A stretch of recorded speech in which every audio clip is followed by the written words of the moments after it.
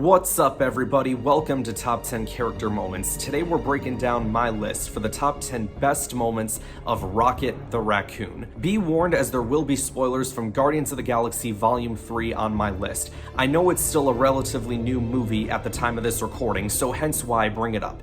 Be sure to subscribe to the channel, and if you already have, tell your friends, family, neighbors, let them know that this channel is the place to be. And then tell them to go over to my other YouTube channel called Sector for Nerds, link in the description below, and subscribe there as well. I'm trying to reach 1,000 subscribers over there before the end of this year. Alright, you guys, let's get into some honorable mentions before cracking the top 10, shall we? First up, teaming with Bucky. Both men really like guns, and apparently robotic arms as well. How much for the gun? Not for sale. Okay, how much for the arm?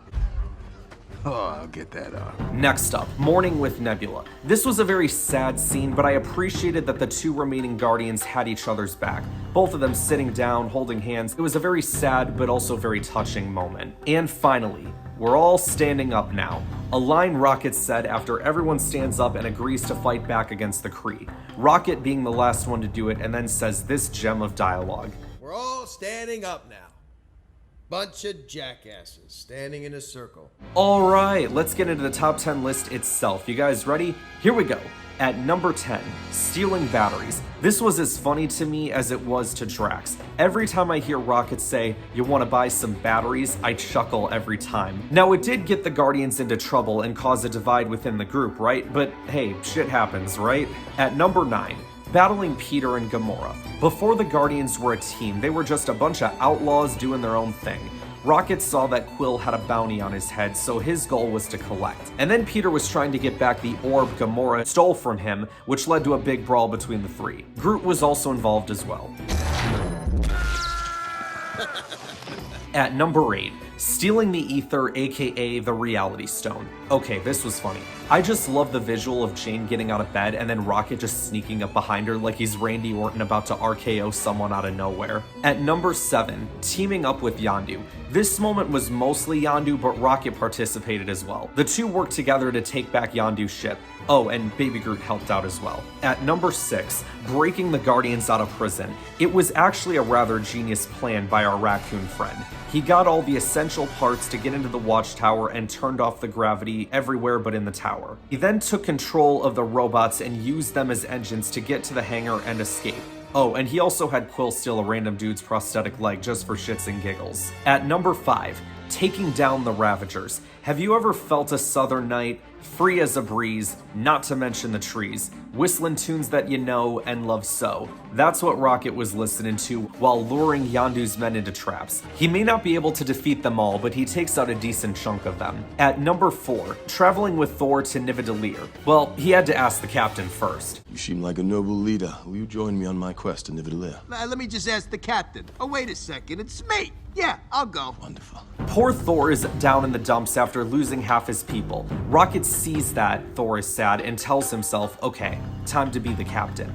He tries to have that conversation with Thor, but it ends with Thor in tears, so it didn't really work out that well. But one thing that did work was giving Thor a new eye. Some jerk lost a bet with Rocket on Contraxia, to which Rocket was owed 100 credits. Rocket then snuck into his room later that night and stole his eye. It's such a Rocket story, I love it.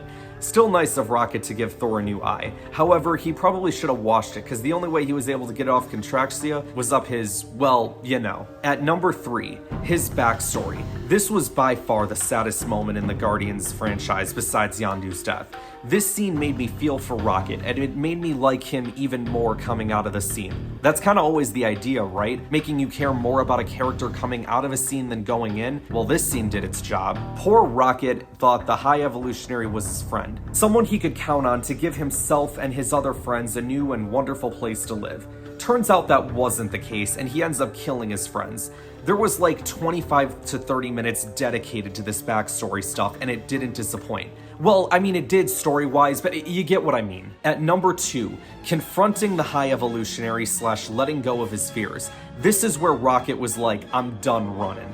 And he goes back to confront his arch nemesis and take him down. But what I love so much about this is everyone got their shots in on this dude. And he deserved it. This dude murdered an entire planet full of people and animals. I do think it's kind of ironic that Rocket was like one of the only heroes we never see take on Thanos. Like, not even for a split second like Black Widow or Groot did. I think it's because he was afraid. Peter even says earlier on in Infinity War, I know you're only going with Thor because it's where Thanos isn't. And fast forward to this movie, Rocket finally lets go of that fear. And finally, at number 1, becoming the leader of the new Guardians of the Galaxy. Everyone on the team agreed that it should be him. This for me is Rocket's biggest and best moment to date, and I think down the line there's an opportunity for making even greater moments with this Raccoon.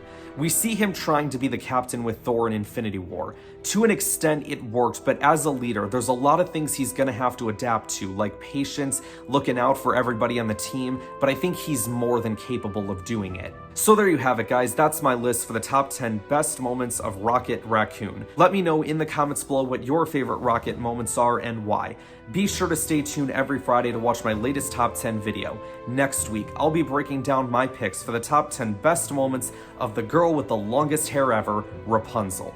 Thank you all for watching, like and subscribe, and I will see you guys next week. Will you join me on my quest to Nividalea? Let me just ask the captain. Oh, wait a second. It's me. Yeah, I'll go. Wonderful.